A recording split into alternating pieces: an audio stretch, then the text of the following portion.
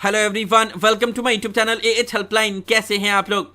जैसा कि आप लोग को पता है कि इग्नू ने जुलाई 2025 सेशन के लिए न्यू एडमिशन स्टार्ट कर दिया है ना। इस वीडियो में हम लोग डिटेल में बात करेंगे कि इग्नू में एडमिशन लेते कैसे हैं। स्टेप बाय स्टेप आप लोग को कंप्लीट जानकारी मिलेगी, रजिस्ट्रेशन से लेकर प्रिंट आउट तक। आप लोग बस वीडियो को ध्यान से देखिएगा। एएच हेल्पलाइन चैनल पे फर्स्ट माह है, इग्नू में एडमिशन लेने वाले हैं तो पहले चैनल को जरूर सब्सक्राइब कर लीजिएगा ना। देखो, इग्नू में जो एडमिशन लेने का प्रोसेस है वो बहुत सिंपल है। हर एक चीज़ आप लोग को ऑनलाइन ही करना होता है, कहीं पे भी डॉक्यूमेंट जमा करने की जरूरत नहीं है। हर एक काम आपका ऑनलाइन ही हो जाएगा। 10 मिनट टाइम लगेगा। वीडियो के साथ बने रहिएगा।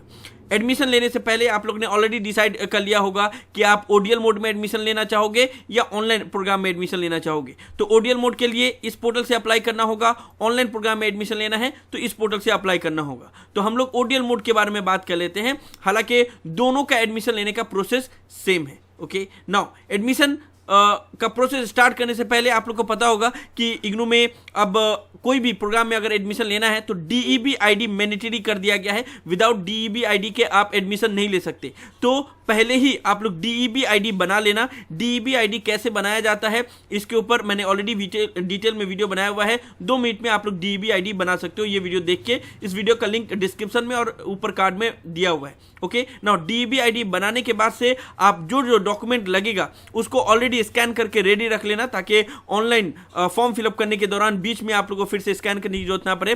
पहले स्कैन करके अपने पास में रखना। डॉक्यूमेंट अपलोड करने का टाइम आएगा, आप अपलोड कर सकते हो। कौन कौन सा डॉक्यूमेंट लगेगा? तो आपको फोटोग्राफ को स्कैन करना होगा, उसका साइज रखना पड़ेगा 100 KB या उससे कम।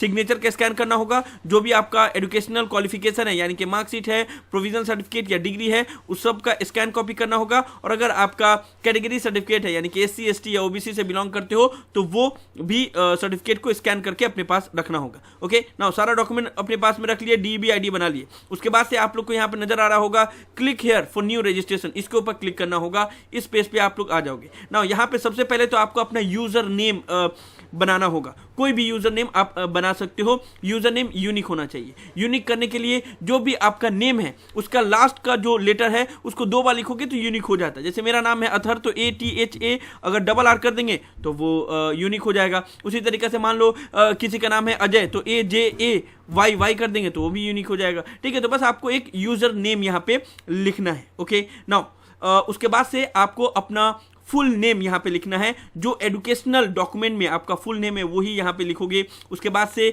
ईमेल एड्रेस लिखोगे। जो आपका ऑफिशियल ईमेल एड्रेस है, जो एक्टिव कंडीशन में है, वही ईमेल एड्रेस लिखना। किसी और का ईमेल एड्रेस मत लिखना, नहीं तो बाद में आप लोग को प्रॉब्लम हो जाता है। उसके बाद से वही ईमेल को यहाँ पे रिपीट करके लिखोगे। उसके बाद से खुद से 6 डिजिट का एक पासवर्ड क्रिएट करोगे। वही पासवर्ड को यहाँ पे एंटर करोगे। उसके बाद से फिर मोबाइल नंबर डालोगे जो एक्टिव कंडीशन में है, क्योंकि मोबाइल नंबर पे ही सारा कम्युनिकेशन किया जाता है एंड हर एक OTP मोबाइल नंबर पे ही आता है।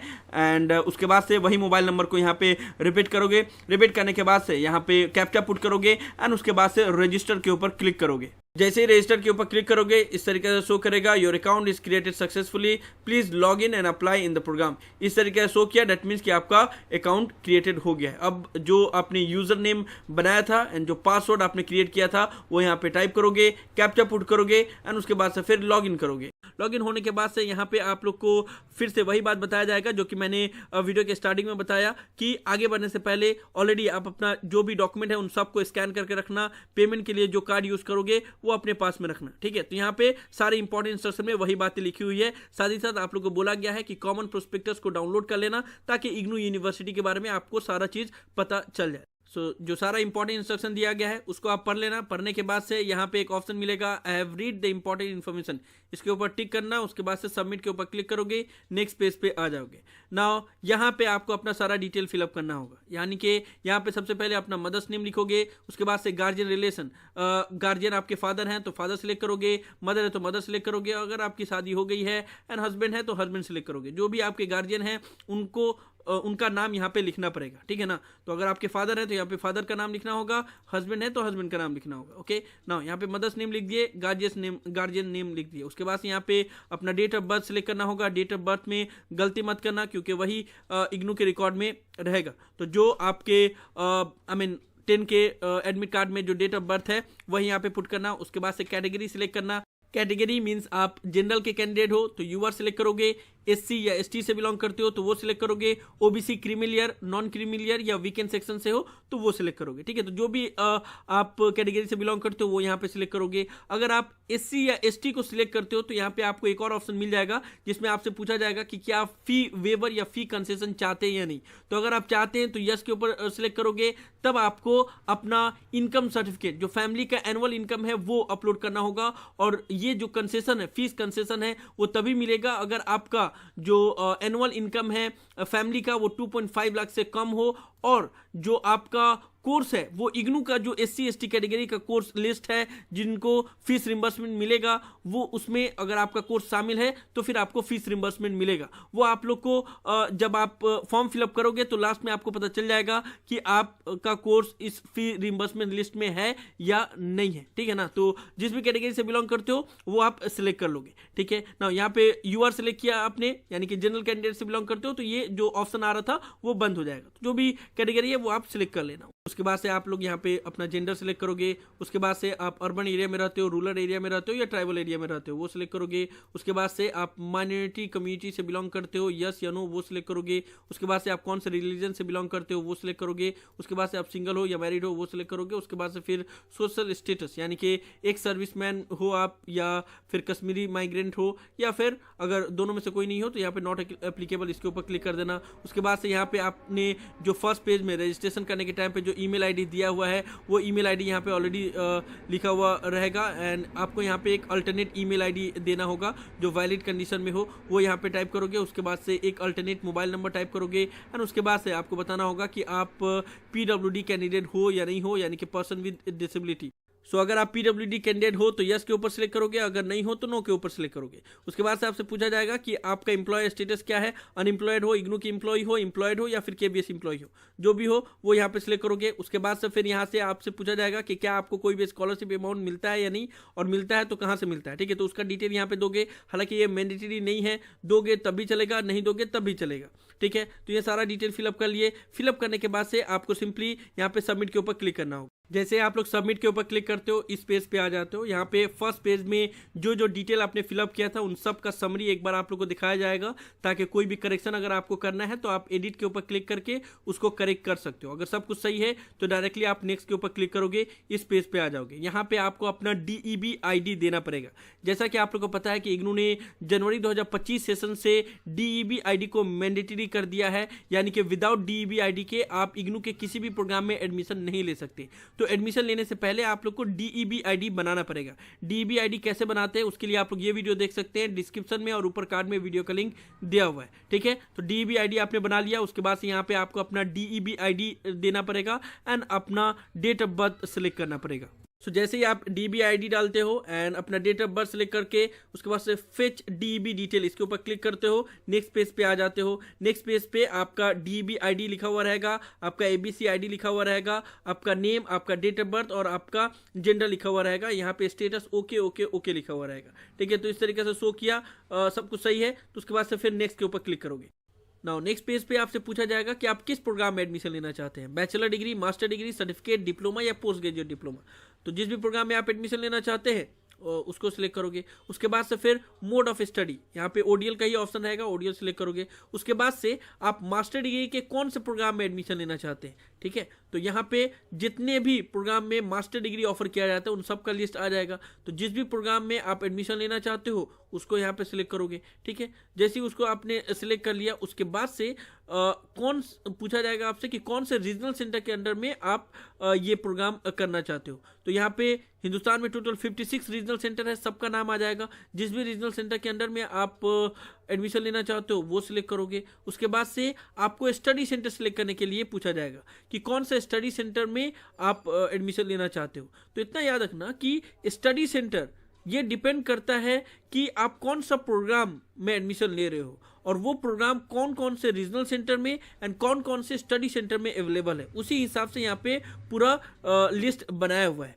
अगर मान लो यहाँ पे मैं फिलोसफी की जगह पे कोई और मास्टर डिग्री अगर सिलेक्ट करूँ तो यहाँ पे और भी अदर स्टडी सेंटर शो करेगा, ठीक है। तो जो जो स्टडी सेंटर में ये प्रोग्राम अवेलेबल है वही यहाँ पे आपको शो करेगा और उसी में से ही आपको सिलेक्ट करना है, ठीक है ना। तो यहाँ पे जो अवेलेबल है उसको मैंने सिलेक्ट कर लिया। उसके बाद से आपसे पूछा जाएगा कि आप किस मीडियम में एडमिशन लेना चाहते हो, इंग्लिश या हिंदी। तो ये क्योंकि MAPY सिर्फ इंग्लिश में ऑफर किया जाता है तो यहाँ पे सिर्फ एक इंग्लिश का ही ऑप्शन आ रहा है। मान लो अगर ये मैं कोई और प्रोग्राम सिलेक्ट करता, जैसे master of arts in history select करता, ठीक है, तो वहाँ पे रीजनल सेंटर में अगर मैंने कोलकाता सपोज सिलेक्ट किया तो यहाँ पे देखना कि कितने सारे स्टडी सेंटर आएगा। फिलोसफी में सिर्फ 4 स्टडी सेंटर आ रहा था, लेकिन देखो master of arts in history में सभी स्टडी सेंटर का नाम आ रहा है। तो जिस भी स्टडी सेंटर में आपको एडमिशन लेना है उसको सिलेक्ट करोगे। एंड ये प्रोग्राम क्योंकि इंग्लिश और हिंदी दोनों में ही ऑफर किया जाता है तो मीडियम में यहाँ पे देखो इंग्लिश और हिंदी दोनों ही ऑप्शन आएगा, ठीक है। तो डिपेंड करता है आपके प्रोग्राम के ऊपर कि कौन से प्रोग्राम में आप एडमिशन लेना चाहते हो एंड किस मीडियम में, ठीक है,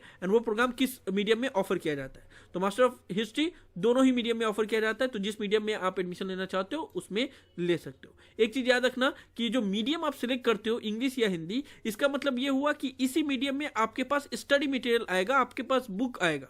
बाकी एग्जाम आप चाहे इंग्लिश सिलेक्ट करके हिंदी में लिख सकते हो या हिंदी मीडियम सिलेक्ट करके आप इंग्लिश में लिख सकते हो, उसका पूरा आज़ादी रहता है।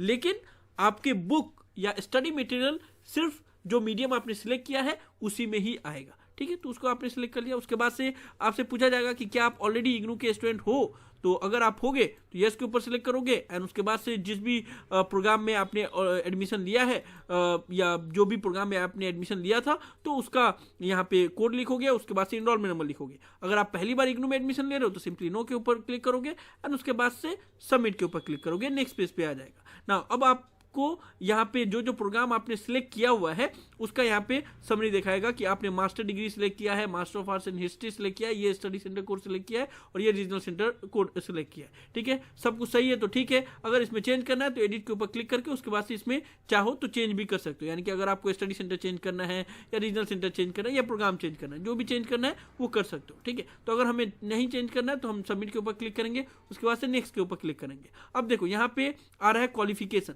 अब देखो ये टैब भी आपके प्रोग्राम के ऊपर डिपेंड करके आता है, यानी कि अगर आप बैचलर डिग्री में एडमिशन ले रहे हो तो आपको 10+2 का डिटेल यहाँ पे देना पड़ेगा। अगर आप मास्टर डिग्री में एडमिशन ले रहे हो तो आपका ग्रेजुएशन का डिटेल देना पड़ेगा, ठीक है ना।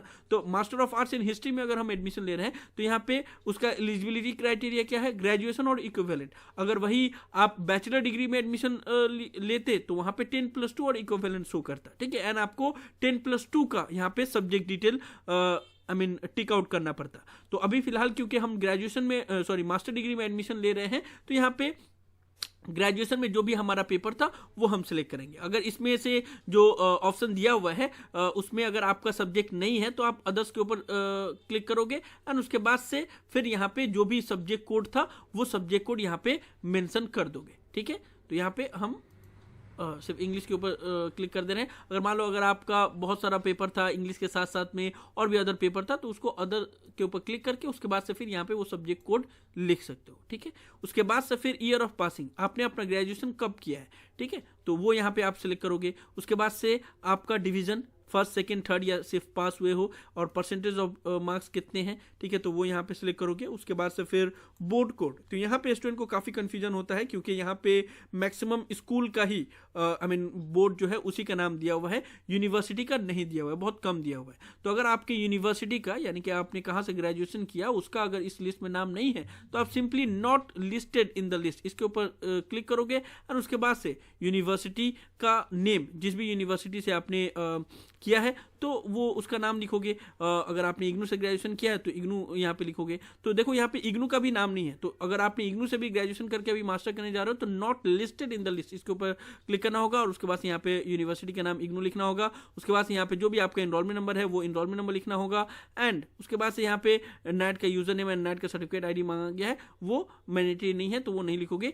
तब भी चलेगा, ठीक है। तो ये सारा डिटेल आपने फिलअप कर लिया एंड सब कुछ चेक कर लेना। उसके बाद से सबमिट के ऊपर क्लिक करना। उसके बाद से नेक्स्ट पेज पे आ जाओगे। नेक्स्ट पेज पे फिर से जो जो आपने डिटेल फिलअप किया उन सबको चेक करने के लिए एक ऑप्शन दिया जाएगा और आपसे बोला जाएगा कि सब कुछ सही है, तो आप नेक्स्ट के ऊपर क्लिक करोगे और कुछ चेंज करना है तो एडिट के ऊपर क्लिक करके उसके बाद से चेंज कर सकते हो। यहाँ पे सब कुछ सही है तो हम नेक्स्ट के ऊपर क्लिक कर देते हैं। उसके बाद से आपने एडमिशन ले लिया, आपने प्रोग्राम सिलेक्ट कर लिया, उसके बाद से उसमें आपका फर्स्ट ईयर में कौन कौन सा पेपर होगा तो वो यहाँ पे आपको शो होगा। ठीक है, तो जैसे master of arts in history में फर्स्ट ईयर में इतने सारे पेपर हैं, चाहे 101, 104, 105, 102, 106, 107। ठीक है, तो ये ऑलरेडी सिलेक्ट किया हुआ रहेगा।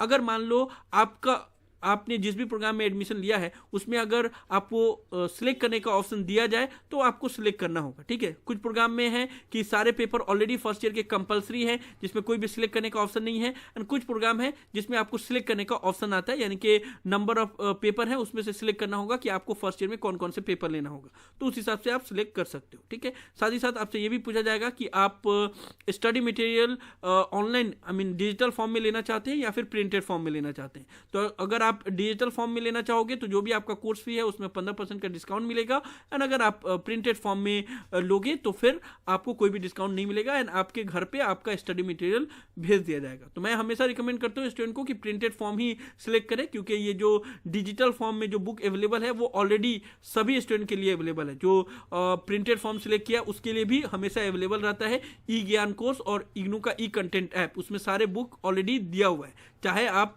डिजिटल फॉर्म सिलेक्ट करो या ना करो। ठीक है, तो सिर्फ 15% डिस्काउंट के लिए अगर आप डिजिटल फॉर्म सिलेक्ट करोगे तो बाद में आपके लिए प्रॉब्लम होगा, क्योंकि पीडीएफ फाइल से पढ़ाई करना मुश्किल होता है, एंड बाद में स्टूडेंट को रियलाइज होता है तो फिर उनको अलग से गाइड बुक परचेज करना पड़ता है जिसमें काफ़ी कॉस्ट लग जाता है। तो आई वुड रिकमेंड कि आप प्रिंटेड फॉर्म ही सिलेक्ट करो, बाकी आपकी मर्जी है, अगर आप चाहें तो डिजिटल फॉर्म भी सिलेक्ट कर सकते हैं, उससे आपको 15% का डिस्काउंट मिलेगा। तो यहाँ पे आपसे पूछा जाएगा तो जो भी ऑप्शन सिलेक्ट करना है वो सिलेक्ट कर लेना, उसके बाद से सबमिट के ऊपर क्लिक करना, फिर नेक्स्ट पेज पे आ जाओगे।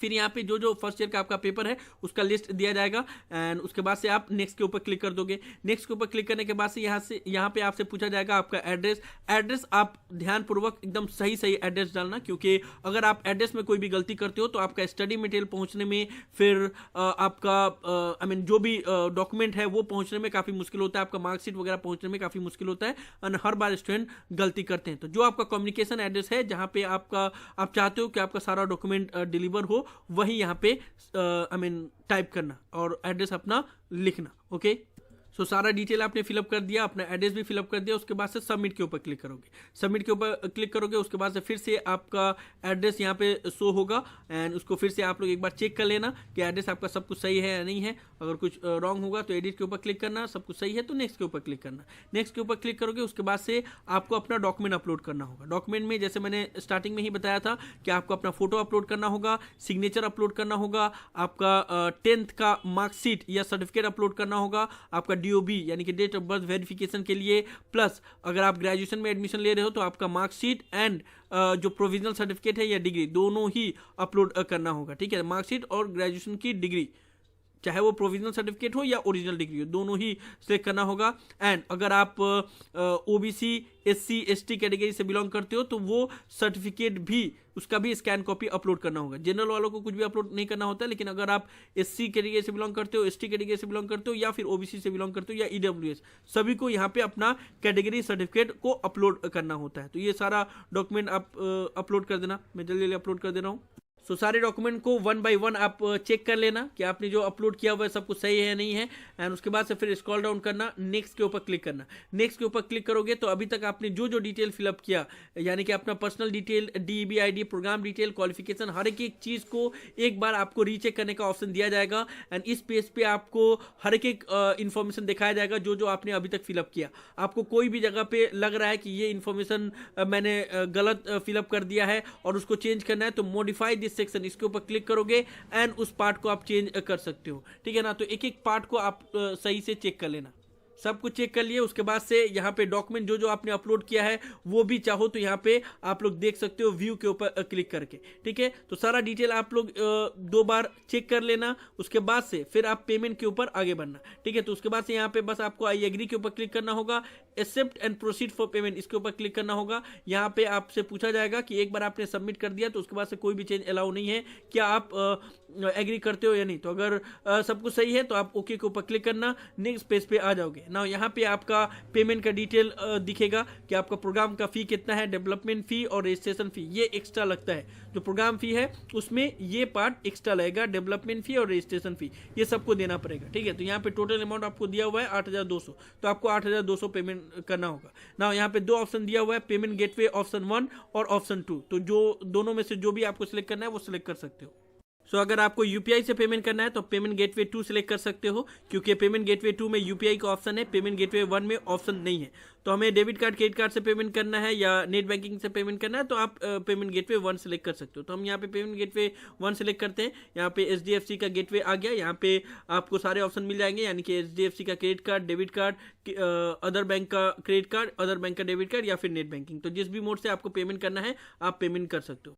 नाउ एक बार आपने पेमेंट कर दिया एंड पेमेंट आपका सक्सेसफुल हो गया, दैट मीन्स कि आपका जो फॉर्म फिलअप का प्रोसेस है वो खत्म हो गया। अब आपको उसका एप्लीकेशन फॉर्म डाउनलोड करना होगा एंड चेक करना पड़ेगा कि आपका एडमिशन कंफर्म हुआ है या नहीं हुआ है। तो आपका एडमिशन इमीडिएटली कंफर्म नहीं होता है, आप लोग को कुछ टाइम वेट करना होता है। पेमेंट करने के कम से कम 7 से 10 दिन बाद कम से कम वेट करना होता है, जिसमें आपने जो जो डॉक्यूमेंट अपलोड किया हुआ है उन सब का वेरिफिकेशन होता है, उसके बाद से आपका एडमिशन कंफर्म होता है। तो आपका एडमिशन कंफर्म हुआ या नहीं हुआ वो कैसे पता चलेगा, और जो आपने पेमेंट कर दिया है तो इसका जो एप्लीकेशन फॉर्म है वो कहां से डाउनलोड होगा।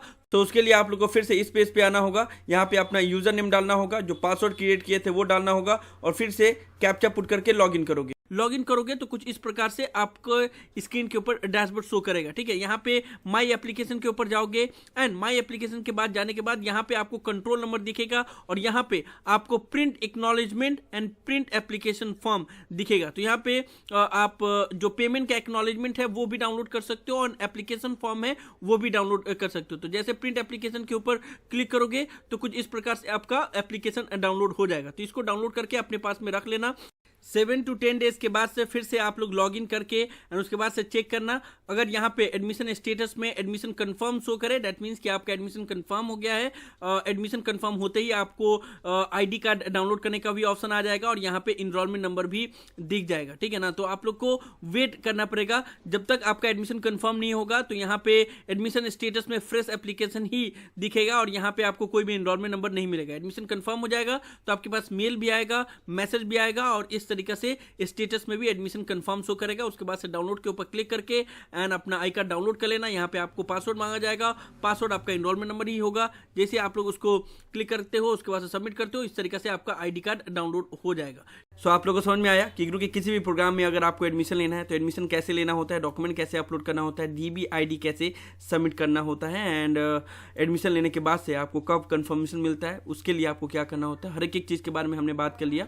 एंड सेम इसी प्रोसेस से आप लोग अगर ऑनलाइन प्रोग्राम में एडमिशन लेना चाहते हो तो इसी तरीके से आपको अप्लाई करना होगा। तो मुझे उम्मीद है कि आप लोग को सारा चीज़ समझ में आ गया होगा। फिर भी कुछ समझ में ना आए तो नीचे कमेंट बॉक्स में जरूर बताना। सो ये सब वीडियो में जुलाई 2025 सेशन के लिए एडमिशन साइकिल स्टार्ट हो गया, लेकिन एडमिशन कैसे लेना है, कौन कौन सी बातों का ध्यान रखना है उसके बारे में मैं आप लोग को इन्फॉर्मेशन दे रहा था। मुझे उम्मीद है कि आप लोग को वीडियो पसंद आएगा। वीडियो को लाइक जरूर कर दे, सभी फ्रेंड के साथ शेयर करें ताकि उनको भी ये सभी इन्फॉर्मेशन मिल पाए। किसी भी तरह के डाउट के लिए आप लोग नीचे कमेंट बॉक्स में लिख सकते हैं या मुझे डायरेक्टली कॉल करके भी अपना डाउट क्लियर कर सकते हैं। और अगर आप AH हेल्पलाइन चैनल पर फर्स्ट टाइम आए तो मेक श्योर आप लोग पहली फुर्सत में चैनल को जरूर सब्सक्राइब कर ले। So thank you so much for watching this video. Have a nice day. Thank you so much.